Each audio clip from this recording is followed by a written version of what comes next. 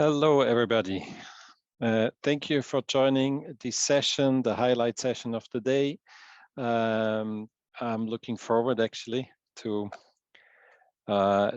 give you the highlights, the speakers. I'm actually at the wrong place of the presentation. So this is the entry of the day 2 highlights. We had very interesting day again in the morning. We actually had the Swiss event, the physical event in a hybrid format. And now this afternoon, we also had all these parallel sessions again. I don't want to talk too long. You were listening already a lot probably today, and just go to my first speaker. That's Catherine Chevauché. That's the ISO, together with the Sustainable Recycling Industry, is organizing a workshop on new circular economy standards from ISO for global alignment and practical implementation. Catherine, excuse my pronunciation, which was probably wrong, but no, that's okay. Please go ahead. Okay, thanks. Okay, Catherine, you tell me when I have to go to the next slide. Okay, Please nice. go ahead. So next slide. Yes, we shared with the participants, the attendees, a different slide regarding what's going on at ISO international standardization level. So next slide, please. So the first part of the session was dedicated to explain what we are doing at ISO to standardize circular economy. So we share with people that we have a lot of countries around the table. We try to get a consensus on what is circular economy, how to implement circular economy, how to come from from a linear business model to a circular business model. Which metrics can we use to measure and to assess circularity? So we explain all of that. We share the definition. We already worked within this technical committee on circular economy. And I said people that we are there to really propose them a package to facilitate implementation of circular economy within their organizations, private or public organizations, small, medium, and large firms. So that was the main topic. Next slide, please. And why do we have to think about that and to produce some standard with a common language? That because we all know that we have to propose an answer to the current business model, to the current business as usual, may I say, because we have an environmental and social emergencies.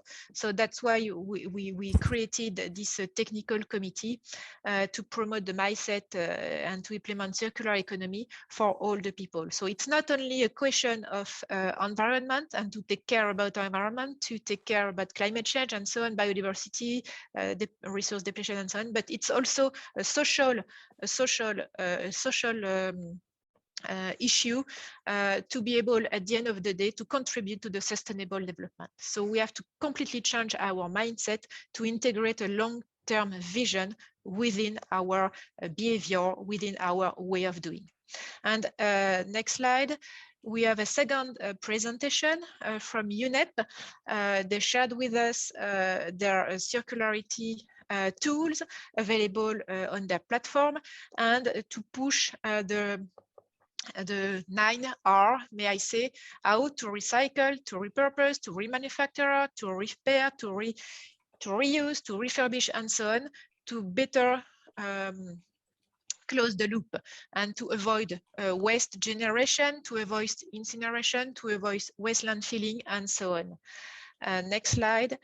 And they propose their hotspot analysis tool for sustainable conception and production mindset to be able at country level to propose some KPIs to follow this kind of implementation. And it's very linked with the standardization, because we do that at at ISO level, but not only at the country level, but also product and organization level to propose KPIs to be able to assess circularity. And that was our session. Thank you.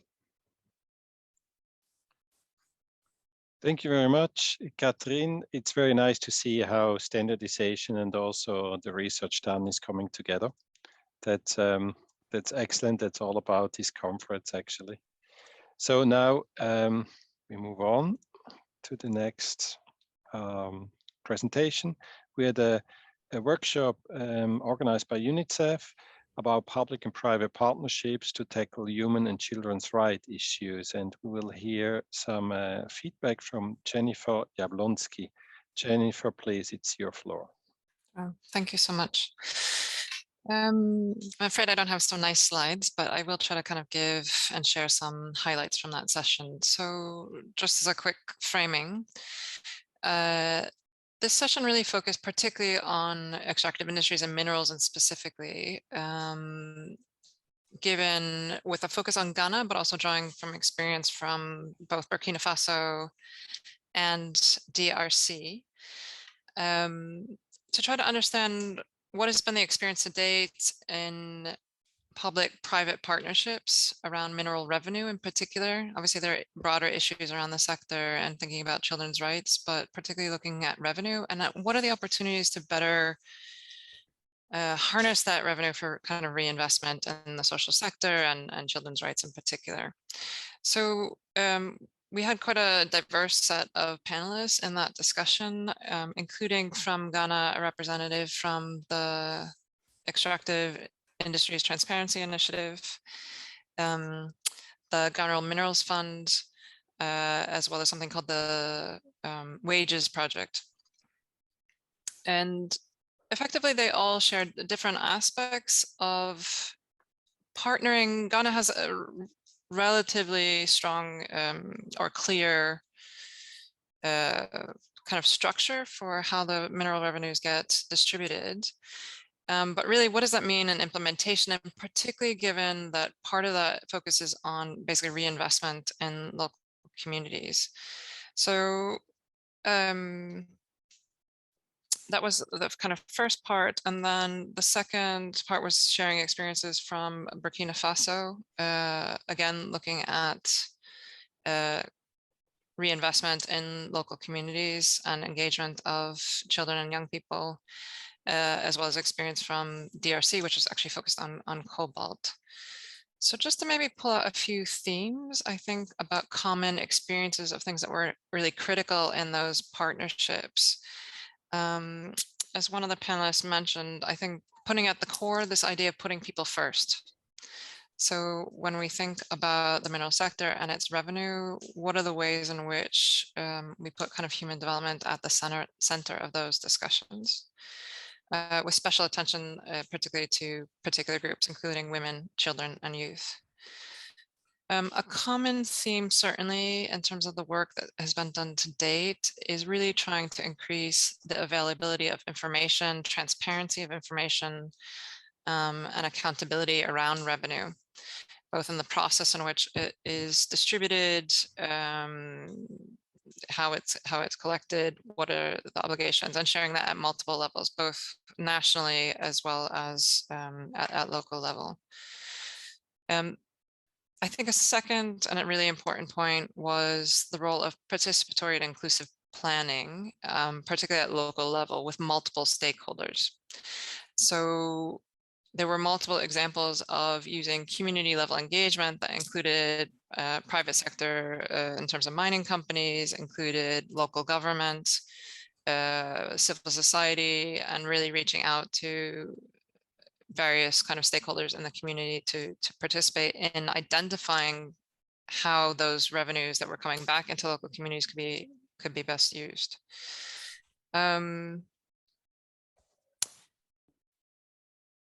It's not surprising given the topic, but I think many participants really stress the importance of having multiple stakeholders in that conversation, that trying to kind of do that, you know, in silos, whether that be by government or CSOs or the private sector, is not particularly effective, even though there are often challenges in those partnerships about maybe different interests or different understandings, that bringing those different stakeholders together at multiple levels was quite important.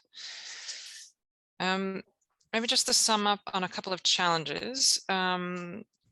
ironically, one of them was actually about resources and sustainability.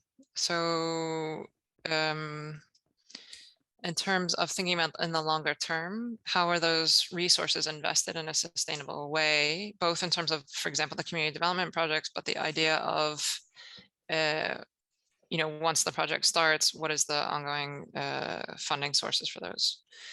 A second challenge that came up, even in the context of Ghana, which has, you know, to some extent a clear regulatory framework, is the importance of having legal and regulatory frameworks, including on issues such as reporting of revenue and payments by private sector actors. And then a last specific issue that came up actually relates to either, you know, depending on the country, artisanal or illegal mining. So that even when you have kind of larger formal sector players agreeing on kind of the rules and the use of revenue, as well as kind of good business practice, often artisanal, or I know they're different, but illegal mining activities are left outside of that. And those can have major impacts in particular communities and depending on the scale of that in a particular country. Just before I wrap up, I think there were two things that emerged as maybe gaps. Is that, well, I think in general, there was a lot of focus on local communities, really thinking about what is best practice in terms of children's rights and those regulatory frameworks. In terms of the reinvestment, didn't come out very strongly in terms of people having existing good practice. People mentioned it as kind of a challenge. So that was one. And then the second gap, I think, was, and this may have more to do with the kind of structure, for example, in Ghana, is that while there's been a lot of focus on revenue that goes back to local communities, from a perspective of, let's say, intergenerational investment, there hasn't been a lot of focus to date in some of these kind of partnerships around not just revenue that goes back to local communities, but macro level kind of revenue, and what are the national level allocation decisions that are made, for example, in reinvesting some of those funds at the national level in social sectors, for example. So just to sum up, I think it was quite rich discussion, some very interesting experiences, as well as some challenges and gaps going forward. Thanks. Thank you very much, Jennifer. Yes, sounds like that has been a very rich workshop. Thank you. So I will move on then to the next speaker, and that's Joanna Bingham. She will talk about Roots of the Future, the business regenerating Africa soil, and that's by Footprints Africa. Jennifer, please, it's your floor. Thank you so much. I had the privilege and the challenge of bringing together 4 incredible people who are doing just amazing work on the ground. By way of background, so at Footprints, we run programs to support SMEs, predominantly in Ghana, to improve their social and environmental performance. And what we learned when we were doing that was that they need more examples of best practice, so a little bit picking up on what the previous colleague was talking about, but they need good examples of best practice in a context that they recognize. And so we embarked on a project to collect case studies of circular economy from across the continent. We have a very ambitious goal to get to 500 by the end of the year. And there are plenty. We're at 400, we're on track to hit that target. And so we started taking a sector focus, and our first thematic report, which we launched today, is on regenerative agriculture. And so we brought together 4 of the cases from that theme to talk about the work that they're doing on the ground. And obviously, agriculture is central to African context. Conventional agriculture is not working for people or planet. And so what we have highlighted in our report is that the transition to regenerative agriculture is what my colleague refers to as radical, simple, and complex.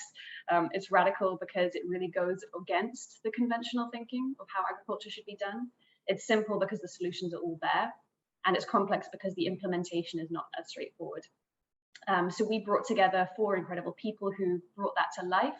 So a gentleman called Tabi Joda, who shared his very personal story of migration, of how he almost migrated from the area he was living in because of the extreme degradation, and how his work in agroforestry is directly addressing this challenge of migration, some of the social challenges that that's bringing about. So creating that link between degradation and poverty, and how humans and the climate are so linked.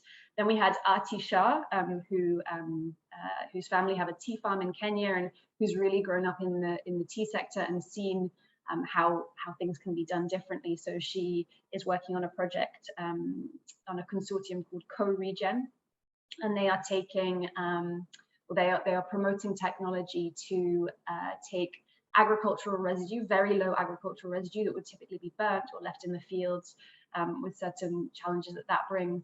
And they are using that by a process of gasification to turn that into biochar, which is incredibly nutrient rich and has incredible opportunities for carbon capture, as well as providing a low impact energy source in environments where typically deforestation is happening for burning.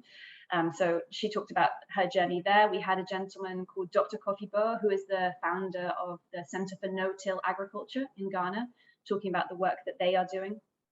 And one of the things that he said is, if you come to his center, if you come to their demonstration plots and you see it, you will be converted. You will know that this is the right way forward, because it just takes seeing the work they're doing to understand that this is the process that we need to follow and the approach we need to follow for agriculture. And so incredibly inspiring.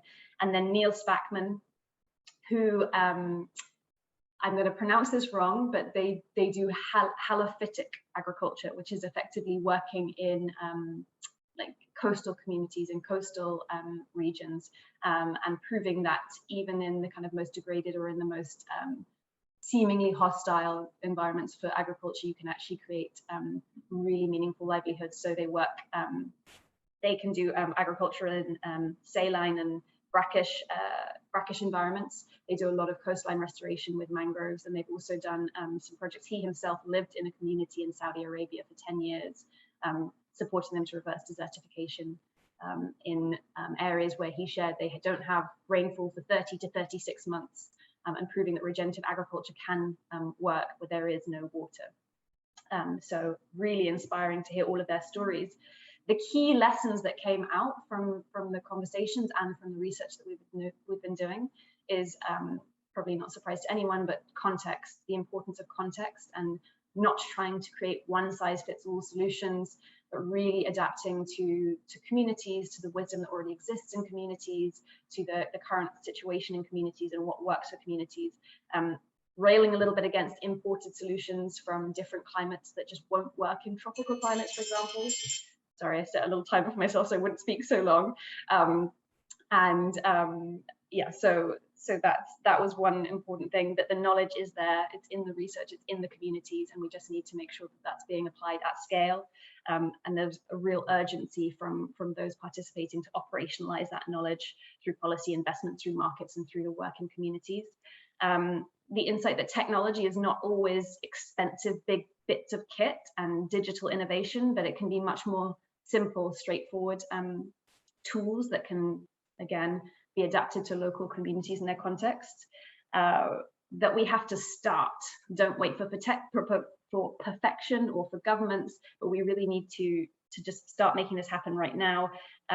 We are working this out together. We know the direction, maybe not exactly each step, but we know the direction to go in, so we've just got to start. And the fact that this is a global issue. So agriculture in Africa is not just something that affects people in Africa, it affects us all.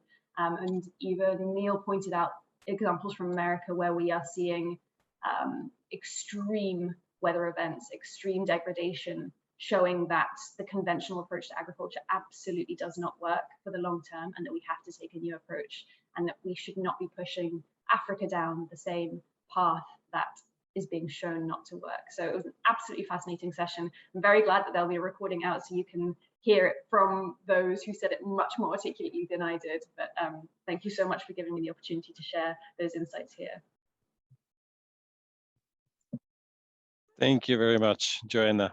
and also for keeping the time. So we are just perfect with 2 other presentations. I move on to the next speaker, and that's Linde Wolters from SEED. She will be talking about the outcomes of her workshop, a showcase of policy solutions benefiting Africa's circular economy MSMEs. So Yes. please, Linda, it's your floor. Thank you. I think workshop was a big word for everyone we had in our room because we had such rich speakers. So it was more like an interactive conversation with some crowdsourcing of ideas. Nonetheless, I think what did we do? We looked at business models and policy solutions that target or benefit resource relevant or circular SMEs or MSMEs.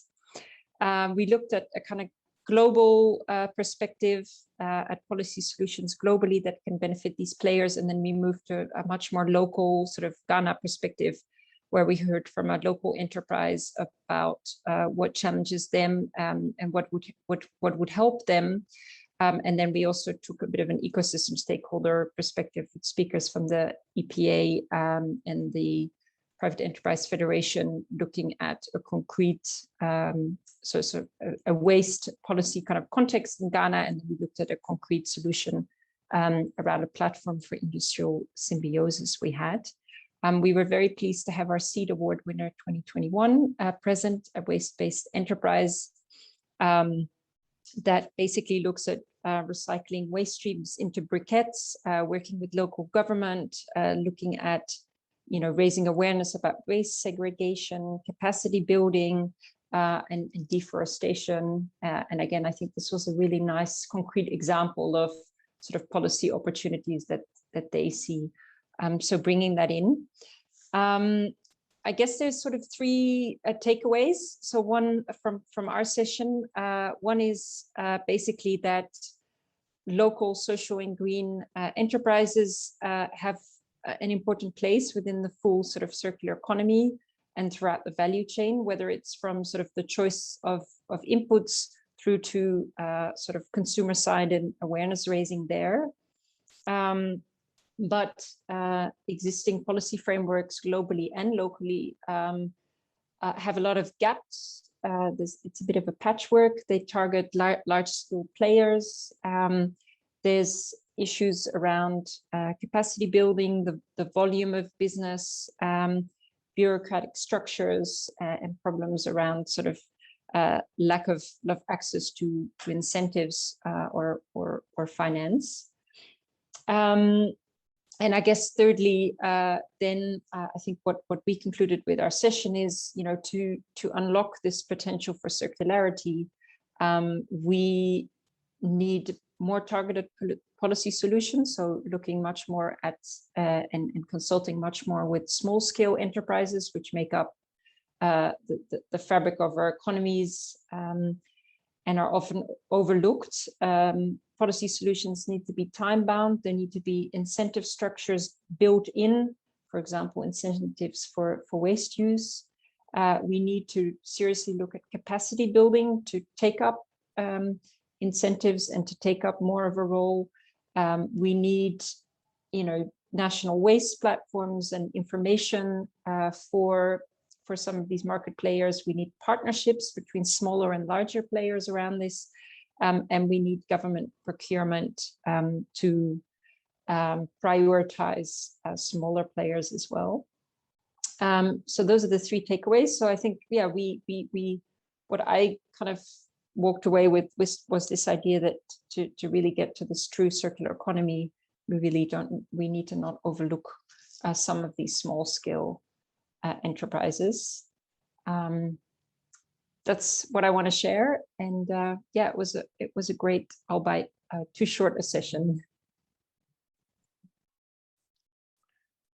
Thank you very much. Yeah, it was my impression that all these workshops would deserve a little bit more time, but that's unfortunately the way. But I think it's always a starting point maybe for discussions which can continue.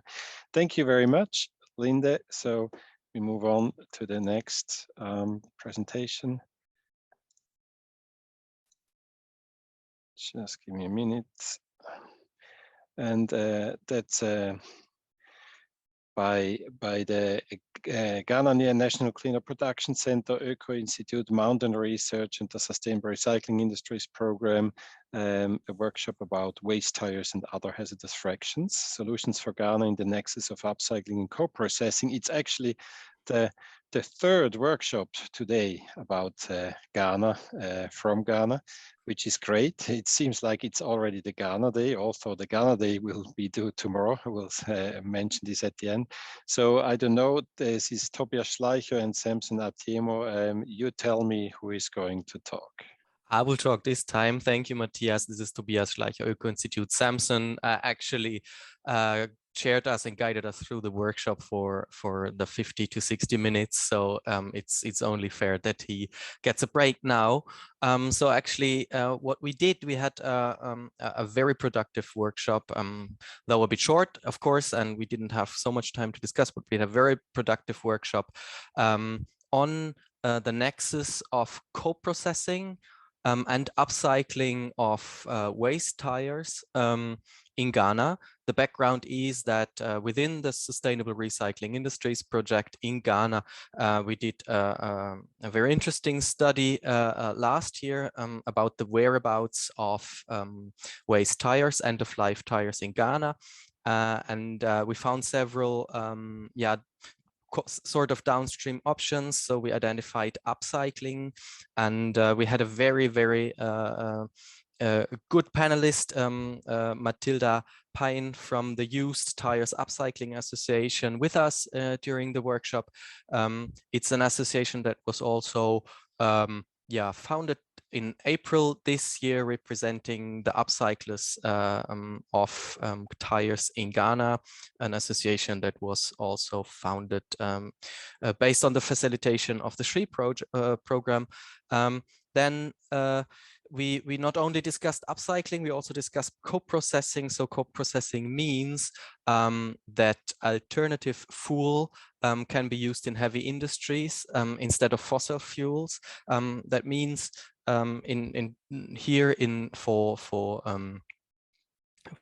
the tires, we identified the cement industry as a very interesting solution.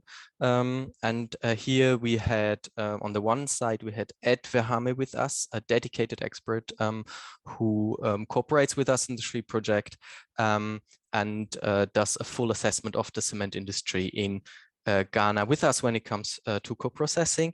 Then we had the third perspective with us, which is the perspective of the industry. So we had Mr. Babu, Mr. Reddy from the Savannah Diamond